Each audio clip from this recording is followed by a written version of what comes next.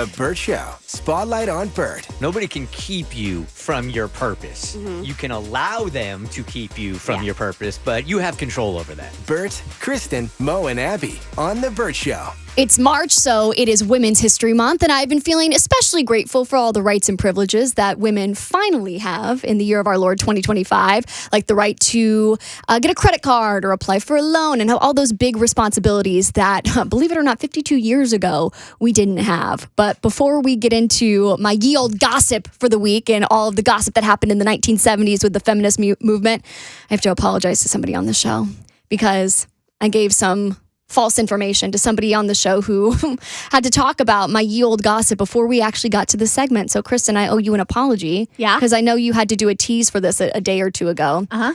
And I gave you the wrong name. Oh, I didn't use the name. You didn't? No. Oh, forget that I'm perfect. I never make mistakes. Women's History Month, apologizing for something you don't have to apologize for. True transparency, I couldn't remember what you told me, so I made it generic. Anyway, so I've been reading this woman's name as Phyllis Schlafly.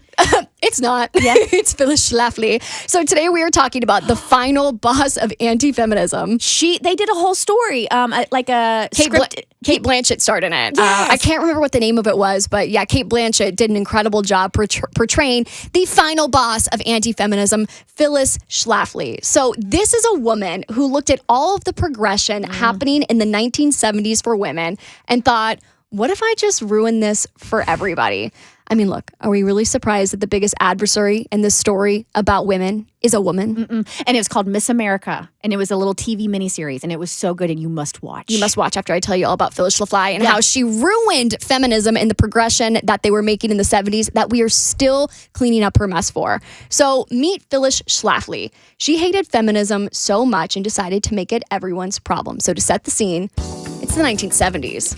Okay. Women are on the move. They're getting jobs. They're doing questionable drugs. We're not wearing bras. They're not wearing bras. They're living on their own. And they're finally getting the same rights as men. Like, for example, in the 1970s, in 1974, that's when women finally were able to get credit cards, get a loan, do all that stuff so they could be financially independent. It's so crazy that it was literally not that long ago. It's literally 52 years ago. So things are happening. And now enter our antagonist, because before there was Karen, there was Phyllis. Phyllis, a.k.a. the PTA mom from hell.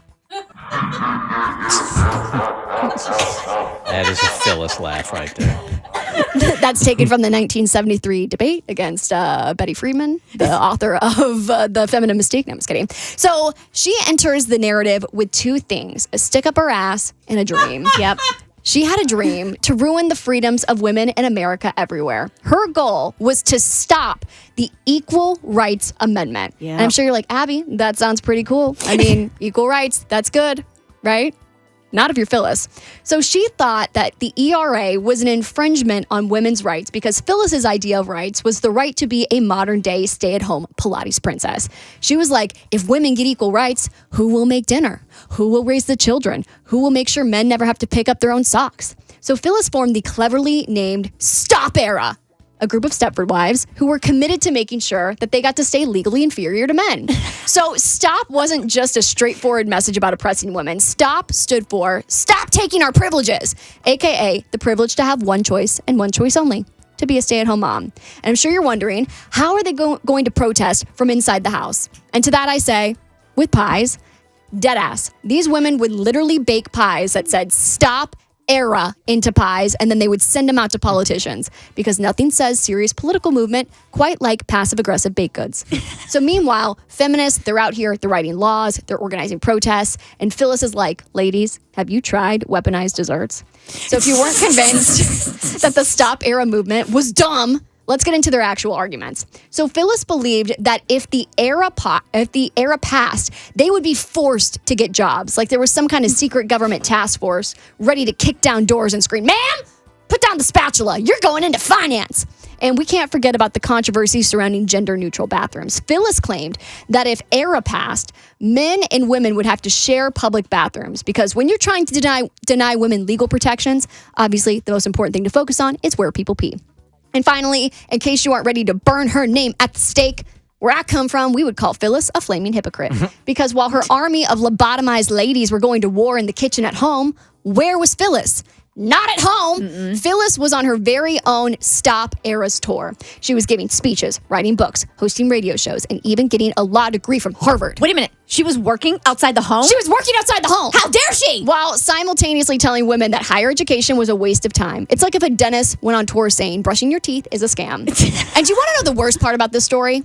She won. She actually stopped the ERA, which means in the year 2025, women still don't have explicit constitutional protection. Thanks, Phyllis. Love that for us. She's not a girl's girl. She convinced an entire generation that the best way to keep power is to convince people they don't even want it. And while this story may not have a completely happy ending, karma gave homegirl a swift kick in the tush through her kids because Phyllis spent her whole career saying women should stay home and that LGBTQ plus people were ruining society. And then fast forward, her daughter took over Eagle Forum, basically becoming the CEO of the very thing Phyllis spent years saying women shouldn't run. And her son, John, turned out to be gay. And maybe, just maybe, she proved that the biggest enemy of feminism isn't always some cigar-smoking CEO in the boardroom. Sometimes it's a woman on stage with too much time on her hands who can make a damn good pie. Nice. Well done. Suck it, Phyllis. Suck it, Phyllis. We're still out here doing things. Pies suck. You know what's not fun? The text you got saying the boss wants to talk to you as soon as you get to the